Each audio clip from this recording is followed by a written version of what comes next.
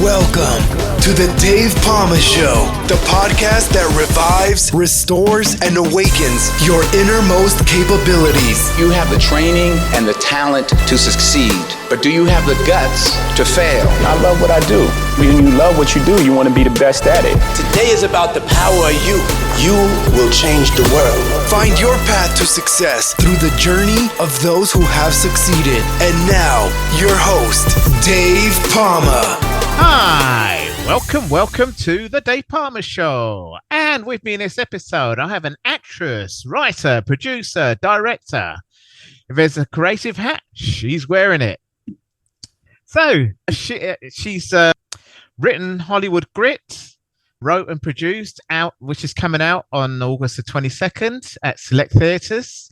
The cast is Max Martini, Tyrese Gibson, Patrick Duffy, and Linda Purl. Patrick Duffy is someone I grew up with, actually. I used to watch Man from Atlantis, and then Dallas was obviously a big when I was in my mid-teens. Dallas was a big hit in the UK as well as the US. And she has a memoir called You Don't Know Dick, darkly funny, brutally honest, and about men's ED clinic. So Kristina Denton, welcome to the Dave Pamah Show. Thank you for having me. Yeah, that's great. Well, how many hours are in your day, or is sleep optional? Oh yeah, no, we don't sleep. No. I love sleep. That's bad for your health, you know. Yeah, I love to sleep. Yes. Yeah. All right. Yeah, but you would think, right, with all those titles, it doesn't seem like I sleep. Yeah, I get it. Yeah. Yeah. Well, you wrote, and with Hollywood Grit, you wrote and produced it.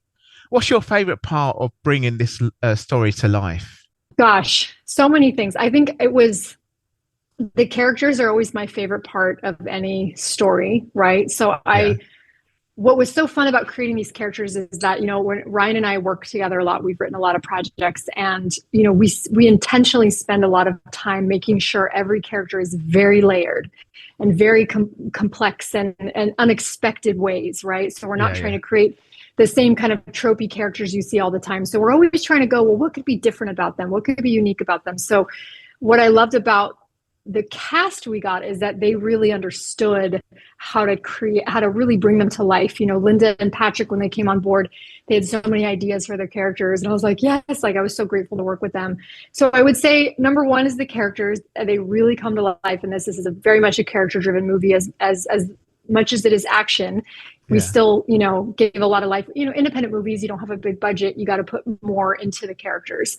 And then the second thing is, for a movie at our budget, we have 8 original songs, maybe 10, I think, that appear in the film.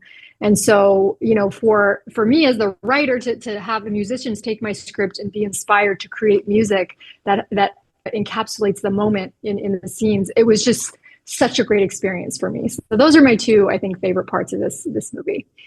Yeah. Fantastic. So, so wait, no mobsters have called you at 3 a.m. asking for script notes yet? No mobsters. Mobsters, yeah. No mobsters. Not so far. Not so far. Not so far. It's funny actually. Back in the day, maybe. No. Yeah. But not yet. It sounds excited anyway, and obviously it's coming out next week. On the 22nd of August. It's going to be released 2 days before, everybody get ready to tune into that. Is that on most theatres? Is it in the US or is it going to come to the UK eventually? Or I'm not sure. I know we're starting in the US. There's a number of theaters around the country that it'll be playing in. It's still considered a limited release, but I think they want to see how it does and expand it. But then, of course, obviously it will come to some kind of a streaming or VOD. I don't know. I'm just the writer in that regard. So I see. I'm not kind of privy to the distribution stuff that they're in until they tell me, right? So I'm not a part of the negotiations or anything. Yeah. Yeah, fantastic. Well, you starred in films yourself like Redemption Day, Scream, the fan favorite, A Late Christmas, and appeared in TV shows like 7 Days, Rake, Entourage, Web Atlas, Down with David. That's not me though, and The Unknown. Which role taught you the most about resilience in Hollywood? That is a great question. Yes, I would say take your time. Take your time. No, I've done a number of projects that require stunts, and the 7 really? days was And quite, you I was did a them? dancer, and I was a dancer, and I was an athlete, and so I feel like the physicality, in action stuff is always interesting to me, and I love to try to do it if I can. And I was able to do a lot. We have a bunch of stunts in Hollywood Grit, which is really cool. I was not a part of that, but yeah, I would say any of them that involve, because you're layering the emotional life of the character in addition to trying to, connect physically, but it's a stunt, right? It isn't real, and you're supposed to try to stay safe and not get injured. And there's such a line between making sure you are not hurting someone else, right? I know in some of my stunt training, I've punched people, or they've, I think one thing I hit a girl on accident during the take, but you learn, it's like, woo, you really have to keep safety in your mind, even though you're trying to dive into the character. So I would say those really gave me where you get into this technical sort of type of acting more than just letting your kind of in theater where it's like this, you can really dive in and create the whole moment with your body and your emotion. Those are extremely complicated things to do when you're doing practical or, stunts yourself. Yeah. It's tough. So have you done a lot of movies with stunts in, or is it a particular role you did in a certain film with that? I would say the 7 Days, the Chinese TV series that I did had quite a lot of stunts. Was that like martial arts kind of thing, was it? Or you would think, right? No, I was playing an American I know, I'm generalized, which is not good. Yeah. No, I definitely didn't know any martial arts. Bruce Lee wasn't there. No, unfortunately. Or Jackie Chan, really. Yeah. Right. But I found myself coming home with a lot of bruises, and wow, that bad. Yeah, you're rolling on the ground, and you're trying to land safely on the, it just, and then certain angles you can't have a crash pad, so you just find yourself. So that one, because it was an action series, there was quite a lot, and because I played a cop chasing the bad guys, I see. There was a lot of those things involved, but it was an incredible learning experience for me and taught me to be very resilient. So. You think in China that it would be, well, I suppose maybe they do it differently to Hollywood, I guess, really. Yeah, their work ethic because they hire out stunt women and men, don't they? Yeah, no, definitely. And I would say, certain things you can have somebody jump in, but the way that they shoot so much so fast, 20 hours a day, they don't really think about work, standards.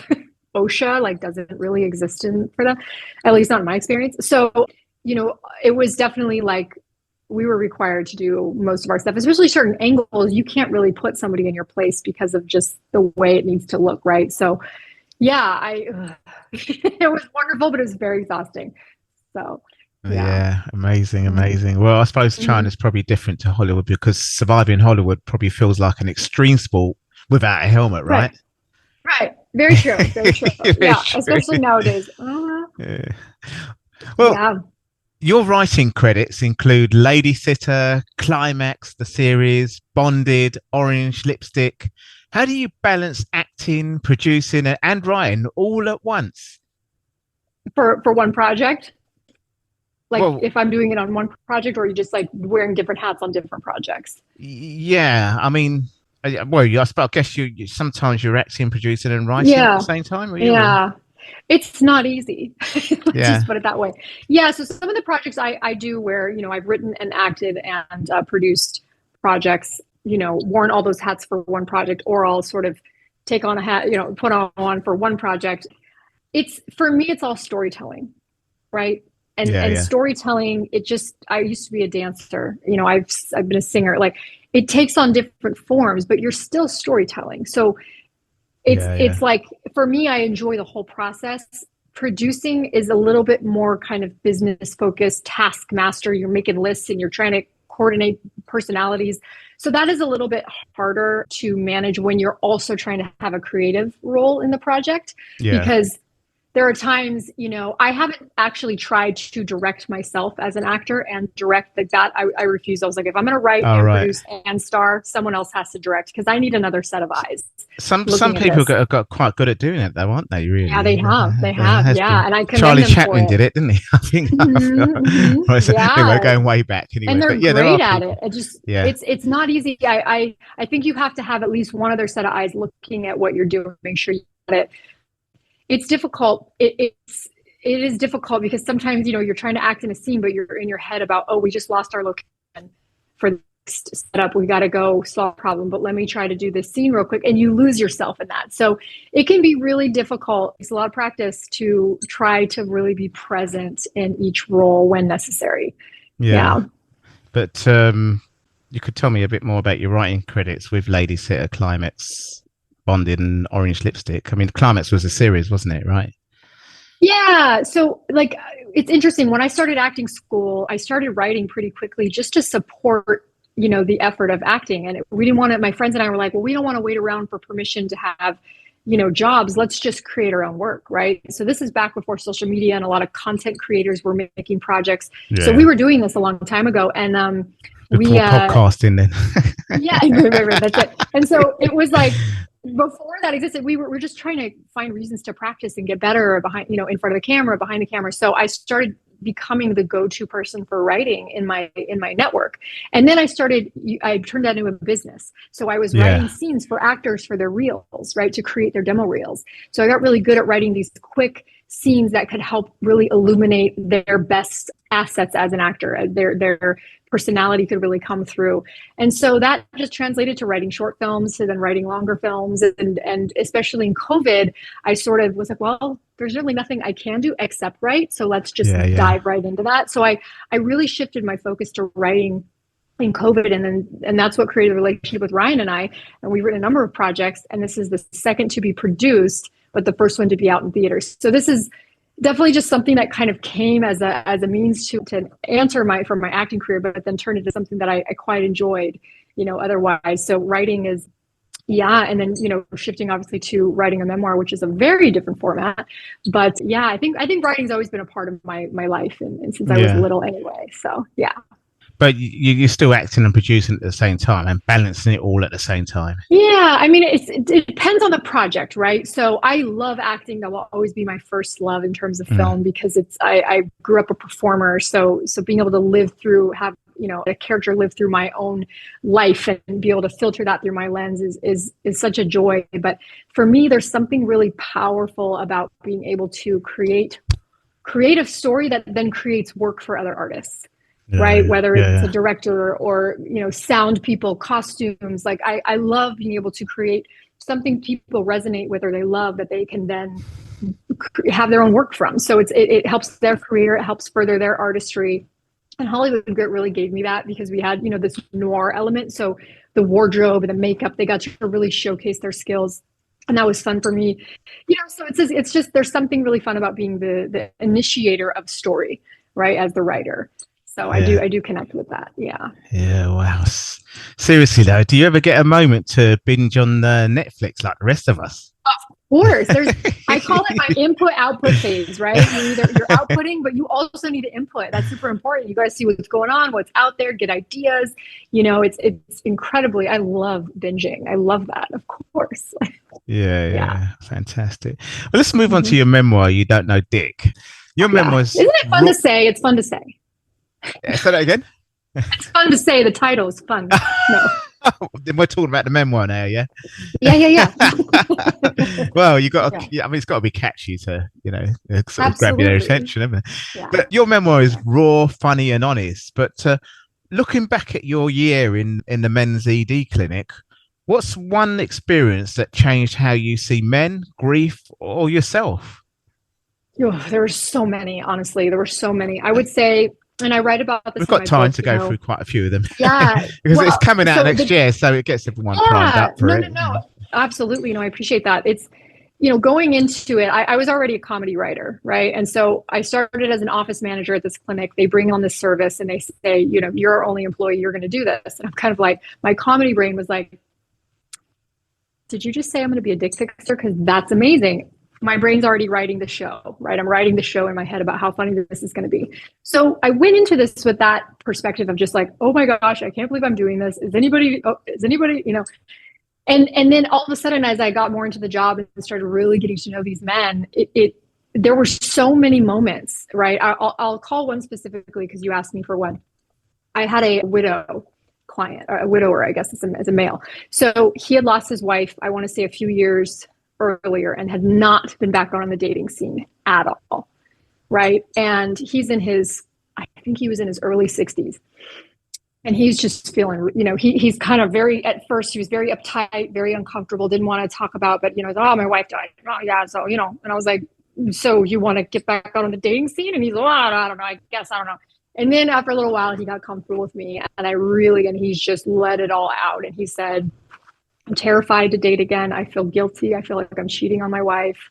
I tried to start the dating apps and I started liking somebody, but then this thing wouldn't work. And now it's like there's this whole mental thing for him, and very emotional, full of grief, full of shame. And I just sat there, and he reminded me of my dad, like his age and kind of his attitude. And I was like, wow, like men really suffer and have a lot of shame and a lot of pain, just like women. And I'd never really been exposed to a grown man, right? An elderly, just having that much, you know, sensitivity in his soul and willing to sort of express it in a safe space. And so it transformed my desire to sort of mock or make fun of what I was doing, and into really becoming this ally for these guys, and this support system for them, where maybe they're telling me things they can't tell anybody else in their life. And I'm almost becoming their therapist. And, you know, you see people for enough sessions and you start to learn their life, and, you know, all while they're broken penises in my hand the whole time as I'm working on it, right? So just an incredible insight to to male shame, male vulnerability, and something that I was not privy to at all before. And it completely shifted the way that I see men and how safe I felt with them, right? Oh, because right. Okay, yeah. My father was an alcoholic, and he was verbally abusive, and, you know, he died right at the beginning of this job. And so the memoir really covers my transformation of how I was raised to see men because of who I had as a father, versus then what that clinic taught me, and then ultimately helped me forgive him and process. Yeah. Forgiveness, you know, is our good because it just takes away some it frees kind you. of It frees you. So it was an incredible, wild year of my life that changed my life entirely. So, and my relationship with men. So yeah, it was that's why we have a book now, right? So yeah, fantastic. Yeah. And I have to ask, did that job give you any unusual dinner conversation stories? Oh gosh, are you kidding me? I say this in the book. It made me literally the most interesting person at the dinner table for a long time. You know, because and even to this day, when people hear that I had that job, they kind of lean in and go, I'm sorry, what? Like, wait, what? And so I have to sort of, you know, walk it back and say, well, this whole, because unless you've ever come up against this in your own life and you've looked for it, you've sought solutions, you don't even know these things exist, right? And so it's this kind of novel, you know, gimmicky thing that grabs people in, but then once they like really start to hear what it's about, then the heart of the story comes through. But oh my gosh, I have so many funny stories, and I didn't even have, you know, pages to put all of them in the book. I have so many, but a lot of them are in the book. So yeah. Fantastic. Well, Kristina, whether it's thrilling movies, hit roles, or fearless writing, you prove that grit, humor, and hustle pays off. So thanks for giving us a peek behind the curtains. And no, thank you. It's been a blast having you. I appreciate you so much. Great to meet you, and thanks for having me. That's all for this episode. Thanks for listening, and remember, if you want to support what we do, then share, subscribe, and leave a review over on Apple Podcasts, or head over to my website, davepamah.com, and click on Rate Show. Well, that's all for now, but I'll see you in the next episode of The Dave Pamah Show. Follow us on Facebook, Twitter, and Instagram.